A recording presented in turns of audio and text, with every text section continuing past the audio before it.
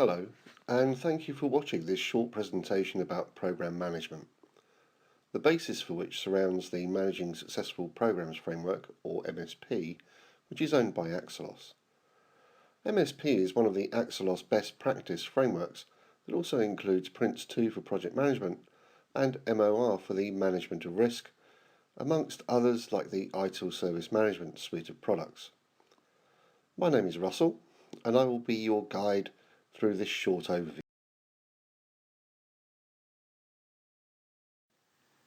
Change is all around us. If there is one certainty in our lives, it will be that we will experience change at some point. It is inevitable. The slide here shows us just some of the sources of this change, and is by no means an exhaustive list. You can probably think of some others that have affected you in the past.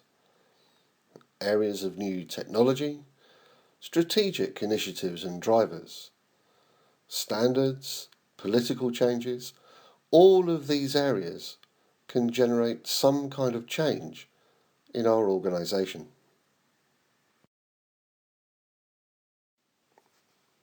When change is happening then, we need to be aware of its effect on our business as usual, or BAU as I will refer to it. It will be important to deliver this change into our organisation, but there will be conflicts with our BAU areas. Resources are not unlimited. We need to find time, money and people to deliver change, and these will all have to come from BAU.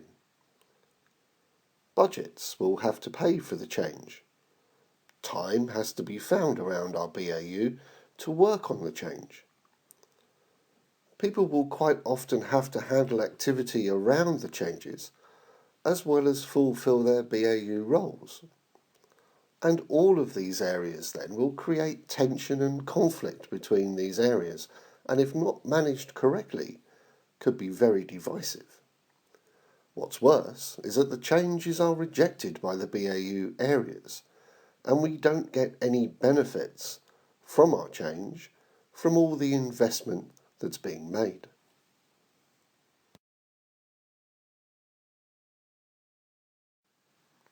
Change then needs to be managed to give it the best chance of success in our organisation. We mentioned that changes can come from a number of different areas, and we can see here at the top of this diagram that these triggers for change can come from both inside or outside our organisation. To help us look at these areas, we can use a tool called PESTLE. This looks at the political, economic, sociological, technical, legal and environmental areas where change can be generated from. Once we have an idea of our triggers then, we feed this through into our governance structure. Governance is the term used to demonstrate the control about how we go about our business, and in this context is used to help to define the strategies and policies of the organisation that show us what and how changes will be implemented.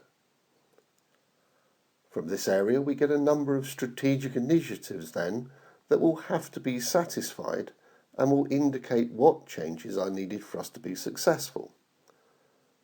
Some of these initiatives will require more than one project to deliver them, and where we coordinate these multiple projects together to deliver this strategic initiative is the area known as a program.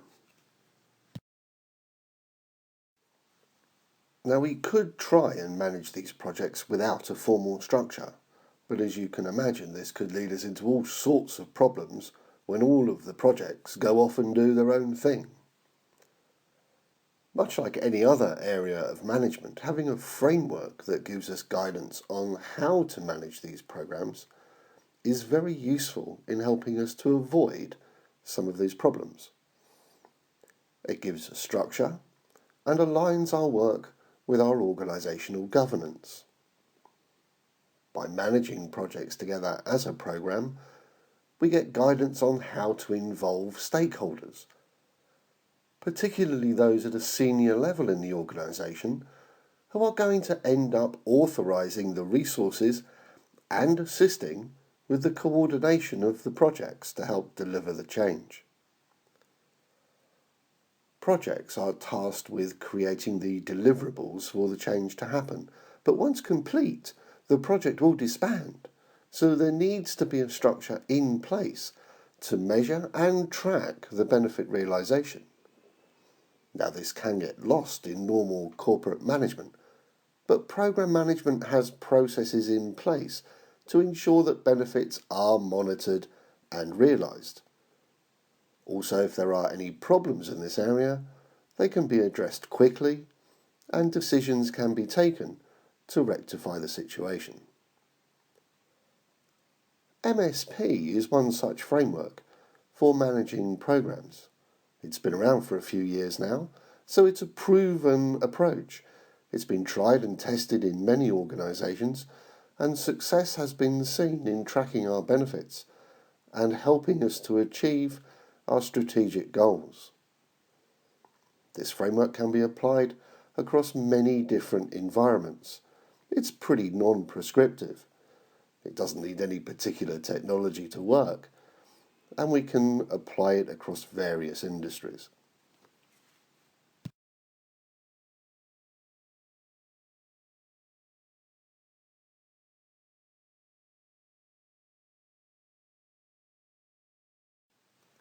MSP is divided into three elements. At its core, the framework has what's known as the transformational flow that indicates what we are doing here is introducing transformational change into our organisation. This flow has several groups of activities that show us what should be happening at various points in the program's life cycle, from the concept phase right the way through to closure. To guide us in how these activities can be carried out, we have the themes, which can be considered as the aspects of program management work. If I take on the role of program manager, for example, these are the areas of work I will be expecting to do. Surrounding these elements are the principles of the framework, which can be regarded as the overriding guidance of best practice for program management. These principles need to be followed if we can say we are managing our program with MSP. Certainly, if we don't follow any of them, we can't say we are managing a program within the MSP environment, because they set up this controlled environment from which our program can be managed.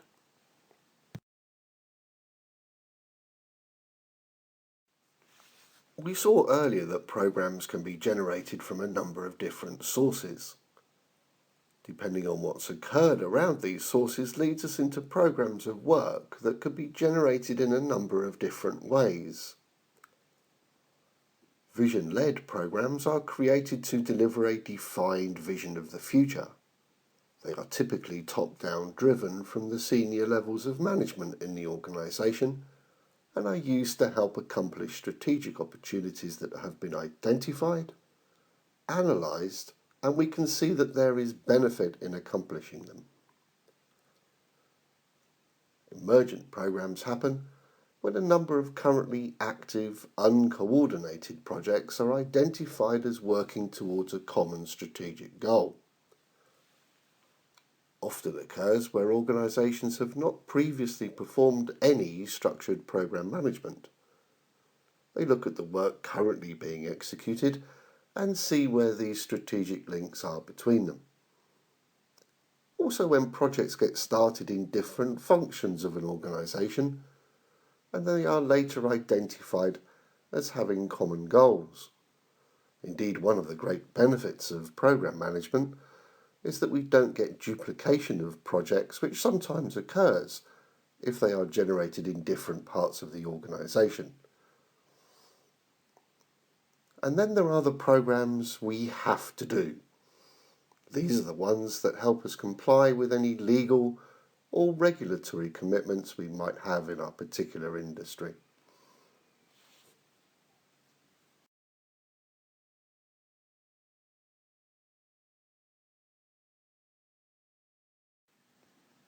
To manage the program, MSP has this program organization structure. The structure works on 3 different levels. The top level is referred to as the sponsoring group and will typically be the area that is funding the program in its entirety.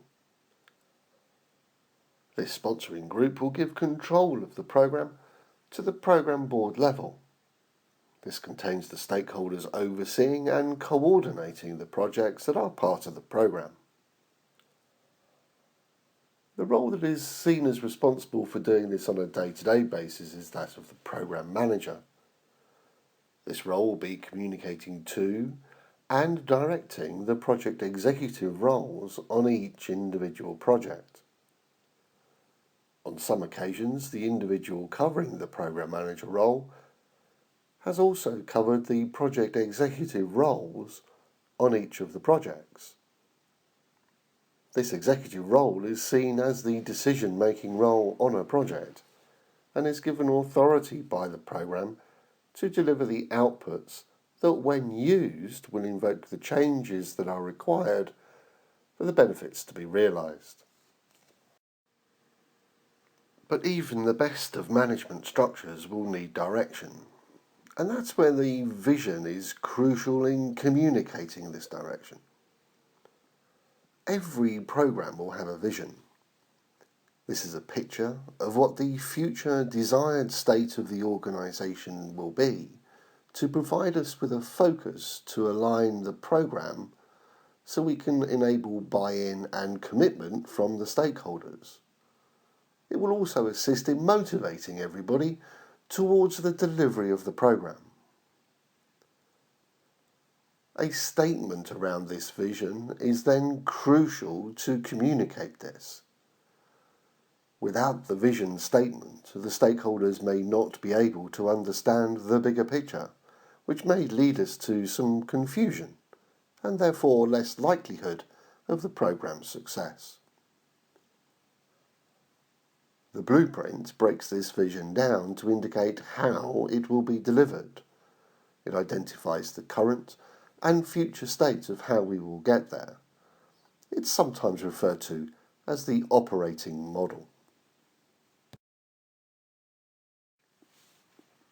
To put this into perspective with the benefit realization, this diagram shows how our benefits are aligned to our strategic objectives. We move down this diagram on the left-hand side. We move across the bottom and then we come up on the right-hand side, and we can see how the dotted lines align from one side to the other. It's commonly known as a V model. Yes, there is a letter V there if you kind of look hard enough. The organisational strategy will identify the overall strategic objectives first off. From these objectives, a number of programs can be identified. You may have heard of an area known as portfolio management. And portfolio management is really a level of management that kind of coordinates programs together, as well as the one-off projects that may be happening in our organisation. But for each one of the programs identified, there will be a vision that defines the benefits that need to be realised from this particular program to help us meet our overall corporate objectives.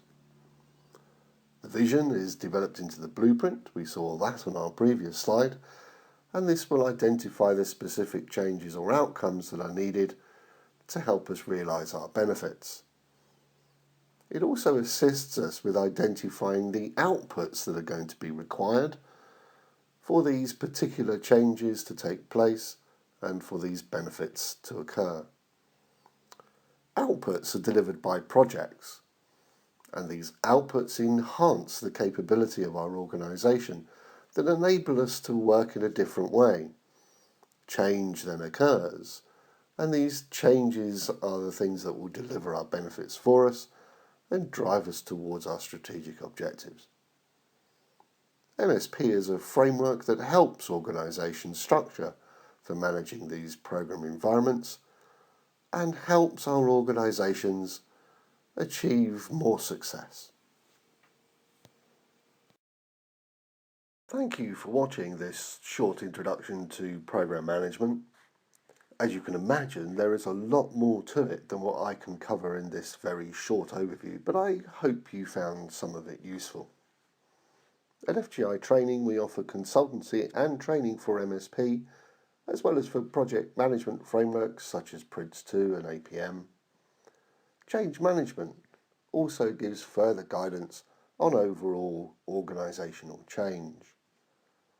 We are also experts in the area of IT service management, which can incorporate MSP for delivering strategic change into our service delivery environment. Please feel free to get in touch for further information. Our website contains all of our contact details. You are more than welcome to also check out our social media presence on Twitter and LinkedIn, where you can find other videos in our overview series and a number of different interesting articles. I look forward to maybe meeting you on a future FGI training event or speaking to you on one of our other presentations. Until then, goodbye.